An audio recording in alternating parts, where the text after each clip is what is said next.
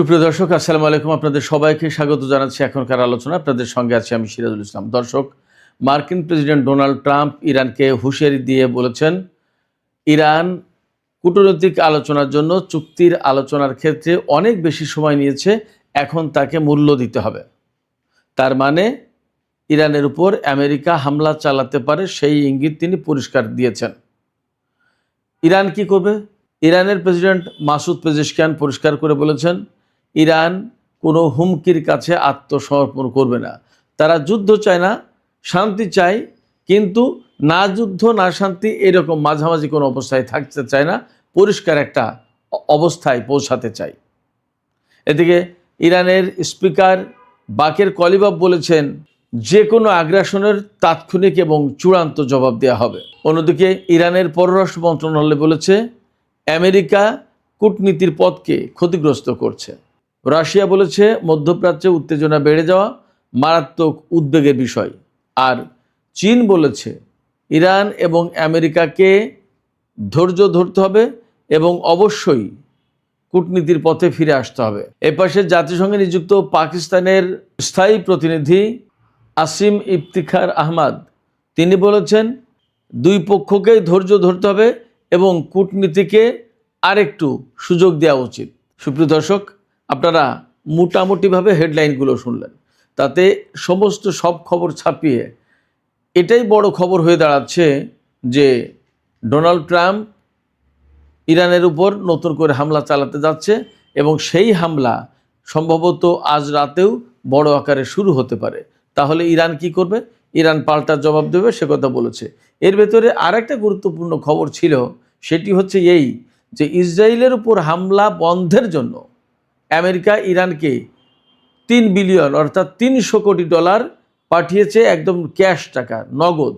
এই ডলার পাঠিয়েছে, ডলার সংযুক্ত আরব আমিরাত ইরানের কাছে পৌঁছে দিয়েছে। সুপ্রিয় দর্শক, এই সমস্ত বিষয় নিয়ে এখনকার ভিডিও আশা করি খুবই গুরুত্বপূর্ণ এবং বিস্তারিত আলোচনা হবে। আপনারা শেষ পর্যন্ত সঙ্গেই থাকুন।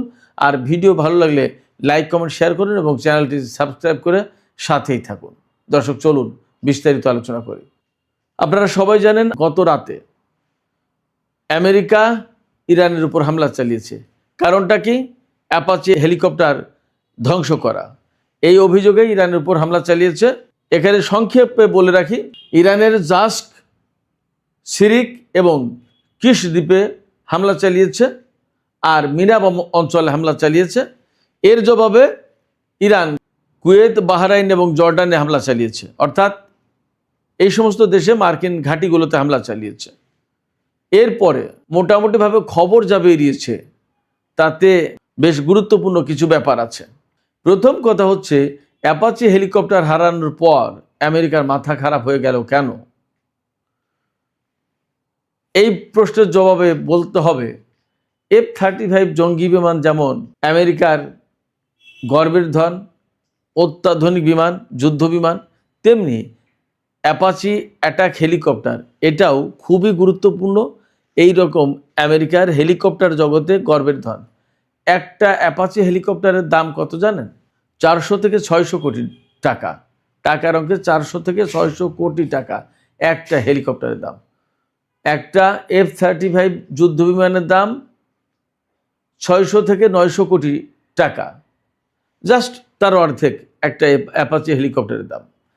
কিন্তু একটা অ্যাপাচি হেলিকপ্টার বিধ্বস্ত হয়ে যাওয়া মানে শুধু একটা হেলিকপ্টার ধ্বংস হয়ে যাওয়া নয়, তাতে যে একজন পাইলট ছিলেন এবং একজন গানার ছিলেন তাদেরও জীবনের বিরাট ক্ষয়ক্ষতির ঝুঁকি, প্লাস তারা আহত হয়েছেন, তাদের চিকিৎসা করা, তাদেরকে সার্ভিসে ফিরিয়ে আনা সময় সাপেক্ষ ব্যাপার। 1, 2 হচ্ছে, একটা অ্যাপাচি হেলিকপ্টার ভূপাতিত হওয়া মানে সে ধ্বংস হোক আর গুলি করে ভূপাতিত করা হোক, যেভাবে হোক, মানে হচ্ছে ওই হেলিকপ্টারের ত্রুটি বিচ্যুতি, ওই হেলিকপ্টারের যে সারা বিশ্বের সুনাম ছিল সেইগুলো মার খেয়ে যাওয়া। তার মানে প্রযুক্তিগতভাবে ত্রুটিযুক্ত বলে চিহ্নিত হওয়া সারা বিশ্বের কাছে এবং এর ডিমান্ড বিশ্বের বিভিন্ন দেশের কাছে কমে যাওয়া।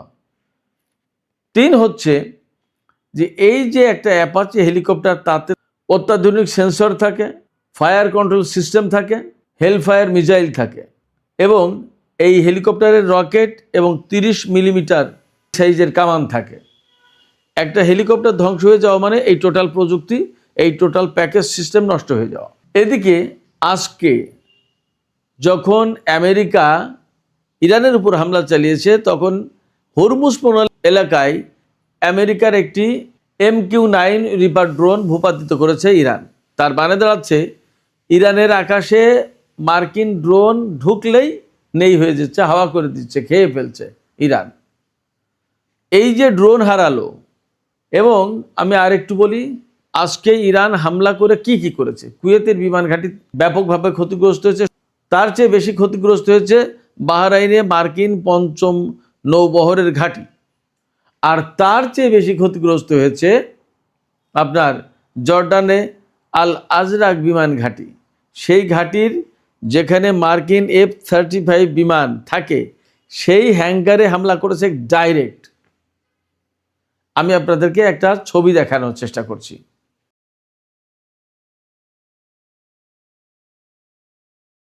একেবারে ডাইরেক্ট হামলা করেছে, তাতে মোটামুটি বোঝা যাচ্ছে ওখানে বেশ কিছু F-35 বিমান ক্ষতিগ্রস্ত হওয়ার কথা।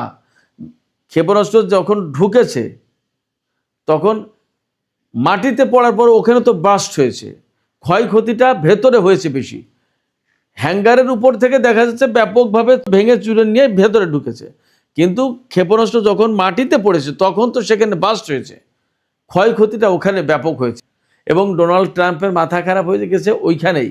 এই মাথা খারাপ হয়ে যাওয়ার পরে এখন বলছেন তিনি ইরান অনেক সময় নিয়েছে আলাপ আলোচনার ব্যাপারে, কূটনৈতিক চুক্তির ব্যাপারে, এখন আর এত বেশি সময় দেওয়া যাবে না, এখন তাকে এর মূল্য চুকাতে হবে।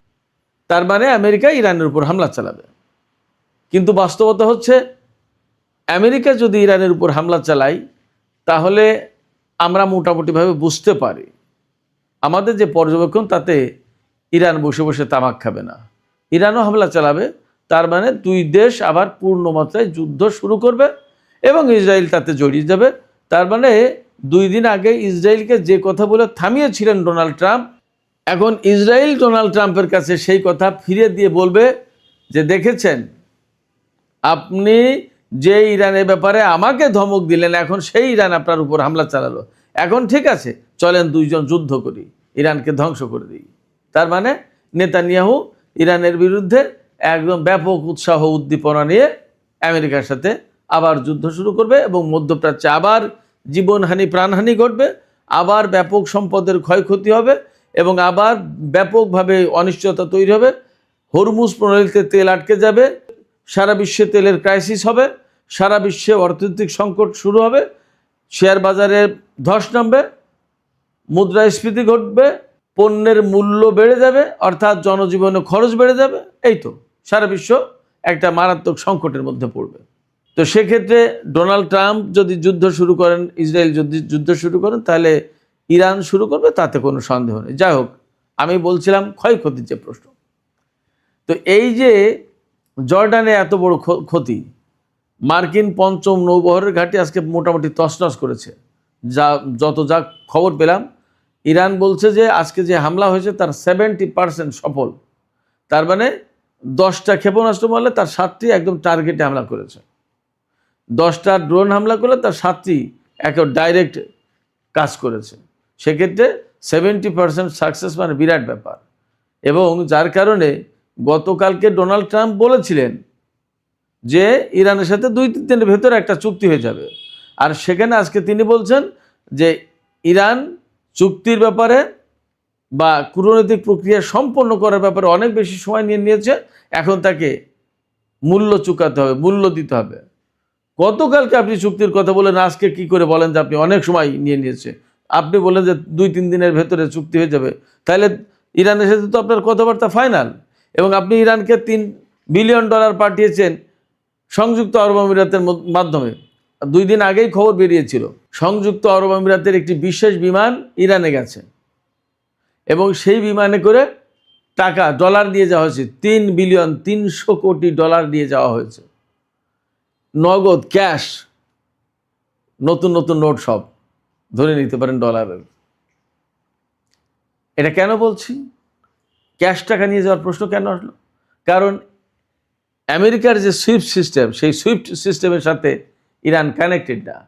অতএব ইরানকে ব্যাংকিং চ্যানেলে টাকা দেওয়ার, ডলার দেওয়ার কোনো ব্যবস্থা নেই।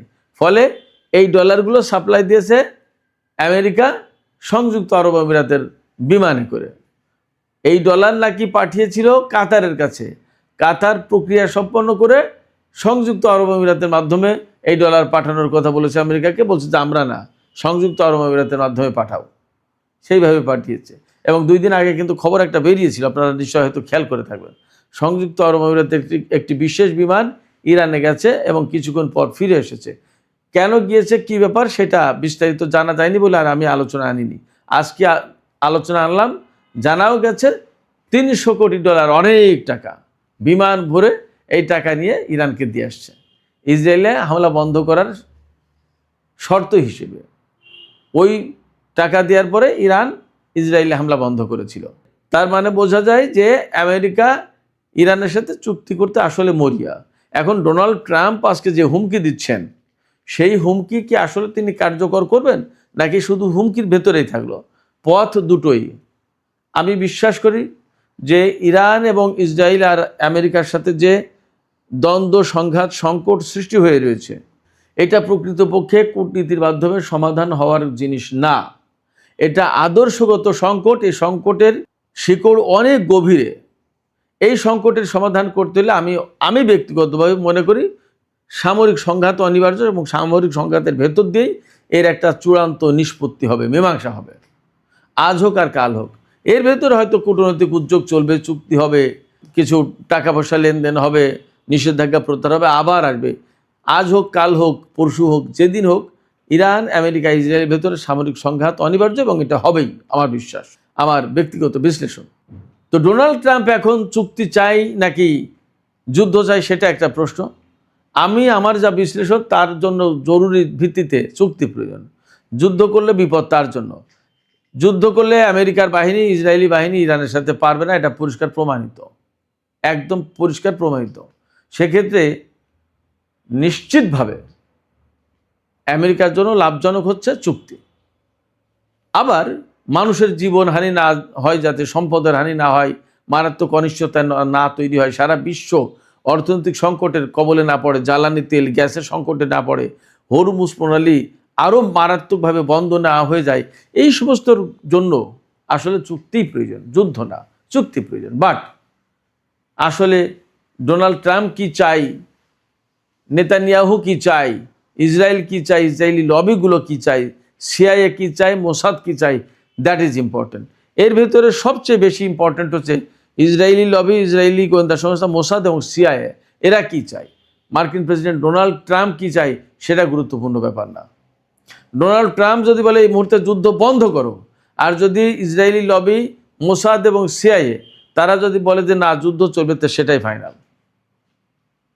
এবং তার জন্য অনেক বেশি প্রভাব বিস্তার করা হাত আছে ডোনাল্ড ট্রাম্পের উপরে, সেটাই হচ্ছে ইসরায়েলি লবি। তো দেখা যাক কি দাঁড়ায়, আমরা অপেক্ষা করি। তবে আমেরিকা যে হুমকি দিয়েছে, প্রেসিডেন্ট ডোনাল্ড ট্রাম্প যে হুমকি দিয়েছেন, সে হুমকিটা আসলে যথেষ্ট গুরুতর। তিনি কি বলেছেন একটু শুনুন, খুব ইন্টারেস্টিং, আপনারা হয়তো মজা পাবেন, ভালো লাগবে। আমি আপনাদেরকে পড়ে শোনাচ্ছি কিছু কিছু কোটেশন। তিনি ট্রুথ সোশ্যালে তিনি লিখেছেন। কি লিখেছেন আমি শোনাই আপনাদেরকে। ইরানকে উদ্দেশ্য করে ডোনাল্ড ট্রাম্প বলেছেন, তারা সম্পূর্ণভাবে পরাজিত হয়েছে। ইরান শুধু বড় বড় কথা বলে, কিন্তু কাজের বেলায় কিছুই করে না। মধ্যপ্রাচ্যে ইরানের এই দাদাগিরি করার সময় শেষ, এই শক্তি এখন মৃত। ইরান নাকি মৃত। তিনি আরও বলেছেন, ইরানি জাহাজগুলো কোনো ব্যবসা বাণিজ্য করতে পারছে না। ইরানের বিরুদ্ধে যে নৌ অবরোধ দেওয়া হয়েছে, এটা ছিল ইতিহাসের নৌযুদ্ধের ভেতরে সবচেয়ে সফল একটা অবরোধ। ডোনাল্ড ট্রাম্প বলেছেন, আমরা না চাইলে কোনো কিছুই ভেতরে আসতে পারছে না এবং কোনো কিছু বাইরে যেতে পারছে না। তার মানে হরমুজ প্রণালী দিয়ে তেল গ্যাস কোনো কিছু চলাচল করতে পারছে না। ডোনাল্ড ট্রাম্প বলেছেন, এটা ইস্পাতের দেয়ালের মতো শক্ত হয়ে দাঁড়িয়েছে নৌ অবরোধ। তারপরে তিনি আরও বলেছেন, ইরান এখন কোনো ব্যবসাই করতে পারছে না, নিজেদের সামরিক বাহিনীকে কোনো বেতনই দিতে পারছে না, এমনকি তারা অন্যান্য বিলও পরিশোধ করতে পারছে না। দেশটি দ্রুতই একটি ব্যর্থ রাষ্ট্রে পরিণত হবে। এরপরে তিনি বলেছেন যে মাঝে মাঝে কিছু তেল যাচ্ছে, এর জন্য আলহামদুলিল্লাহ বলতে হবে, মানে আল্লাহর শুকরিয়া করতে হবে। ডোনাল্ড ট্রাম্প এই কথা বলেছেন। তো এখন আমরা যদি ডোনাল্ড ট্রাম্পের এই কথাগুলো বিশ্লেষণ করি তাহলে আমরা কি দেখব? হরমুজ প্রণালী দিয়ে তেল গ্যাস একেবারে মোটেই যাচ্ছে না, নট দ্যাট। জাপানের জাহাজ গেছে, চীনের জাহাজ গেছে, দক্ষিণ কোরিয়ার জাহাজ গেছে, আরও বেশ কিছু জাহাজ এখান থেকে গেছে। এবং হরমুজ প্রণালী দিয়ে টোলের বিনিময়ে আইআরজিসি একদম গাইডেন্স দিয়ে বা নিরাপত্তা দিয়ে তাদেরকে হরমুজ প্রণালী পার করে দিচ্ছে। এরকম বেশ কিছু জাহাজ আছে, বহু জাহাজ চলেছে। এছাড়া ডোনাল্ড ট্রাম্প নিজেই তো বললেন আলহামদুলিল্লাহ কিছু কিছু জাহাজ, তেলের জাহাজ বের হতে পারছে। তো যদি বের হতে পারে তাহলে সেগুলো কীভাবে বের হচ্ছে? উনি তো তার আগে বললেন যে কোনো কিছু বের হতে পারছে না, তাহলে এটা তো কন্ট্রাডিক্টরি হয়ে গেল, দ্বিচারিতা হয়ে গেল। এরপরে তিনি বলেছেন যে ইরান কোনো ব্যবসা বাণিজ্য করতে পারছে না, তার সামরিক বাহিনীকে বেতন দিতে পারছে না, কোনো বিল পরিশোধ করতে পারছে না। গত পরশুদিন ইরান এবং রাশিয়ার মধ্যে $2,500 কোটি বা $25 বিলিয়ন পরমাণু চুক্তি হচ্ছে। এই চুক্তির আওতায় রাশিয়া ইরানকে আরও অনেকগুলো পরমাণু বিদ্যুৎ কেন্দ্র তৈরি করে দেবে। এখানে আমরা হয়তো ভাবতে পারি যে পরমাণু বিদ্যুৎ কেন্দ্র এটা কি গুরুত্বপূর্ণ? অবশ্যই গুরুত্বপূর্ণ। অনেক বড় বড় প্রজেক্ট সম্পন্ন করতে পারবে এবং এর ভেতর দিয়ে এই পরমাণু শক্তি ব্যবহার করে দীর্ঘদিন, বহু বছর একটানা বিপুল পরিমাণে বিদ্যুৎ উৎপাদন করতে হবে ইরান। পাশাপাশি এই প্রজেক্টগুলো বাস্তবায়ন করতে গেলে ইরানের বিরাট একটা জনশক্তি, তারা এই পরমাণু কর্মসূচি, পরমাণু কর্মকাণ্ড, এই সমস্ত বিষয় নিয়ে আরও বেশি হাতে কলমে দক্ষ, যোগ্য এবং অভিজ্ঞ হয়ে উঠবে, প্রশিক্ষিত হয়ে যাবে। তাইলে এটা ইরানের জন্য লাভ না? পরমাণু কর্মসূচি যেহেতু তারা চালাবে, সেক্ষেত্রে রাশিয়ার বিজ্ঞানীদের কাছ থেকে ইরানের বিজ্ঞানীরা, ইঞ্জিনিয়াররা যখন এই কাজগুলো শিখবে, সেটা বড় না? তো যাই হোক, আমি যেটা বলতে চাইছিলাম এখানে মূলত, ইরানের হাতে টাকা নেই, তাহলে এই সমস্ত চুক্তিগুলো কি দিয়ে করবে আর কি দিয়ে করছে? সেক্ষেত্রে ডোনাল্ড ট্রাম্প, আমার কাছে মনে হয়েছে যেটা, ডোনাল্ড ট্রাম্প হয়তো এই মুহূর্তে বলছে কিন্তু হামলা নাও করতে পারে। ইসরায়েলকে তো বোঝাতে হয়, আবার দেশের জনগণকেও বোঝাতে হয়, আবার মার্কিন প্রেসিডেন্ট তো, তাকে তার দেশের ভাবমর্যাদা ঠিক রাখতে হয়। ইরানের মতো একটা দেশ তাকে হামলা করবে, ক্ষয়ক্ষতি হয়ে যাবে, আর সে কোনো হুমকি ধমকি দেবে না, এটা তো হয় না। হয়তো হুমকি ধমকি, আবার এমন হতে পারে যে সত্যি সত্যি আমেরিকা হামলা করে বসলো ইরানের উপর, কারণ ইসরায়েলের এবং ইসরায়েলি লবির একটা চাপ আমেরিকার উপরে আছে। সেক্ষেত্রে কার রাজনৈতিক ভবিষ্যৎ যে আসলে কিসের ভেতর এবং কোন জায়গায় বলা মুশকিল। সেই জায়গা থেকে বলা যায় ইরানের উপরে আমেরিকা, ইসরায়েল হামলা চালাতেও পারে, নাও পারে, এবং যদি চালায় সেটা হয়তো আজ রাতের ভেতরেই ক্লিয়ার হতে পারে, অথবা 2-1 দিন দেরি করে শুক্রবার, শনিবার থেকে শুরু করতে পারে। তো সুপ্রিয় দর্শক, এখনকার মতো আজকের এই আলোচনা শেষ করতে চাইছি। যাবার আগে আমি আপনাদের কাছে জানতে চাই, আপনারা কি মনে করছেন? আসলে এই যুদ্ধ কি আমেরিকা শুরুই করে দেবে এমন মনে হচ্ছে, নাকি আসলে মুখ রক্ষার জন্য অনেক কথা বলতে হচ্ছে ডোনাল্ড ট্রাম্পকে, কিন্তু প্রকৃতপক্ষে তারা একটা চুক্তি চাইছে, চুক্তির পথেই হাঁটবে? আপনাদের কি মনে হয়? এবং আপনারা কি মনে করেন যে এখানে কূটনীতি ব্যর্থ হয়ে যাবে?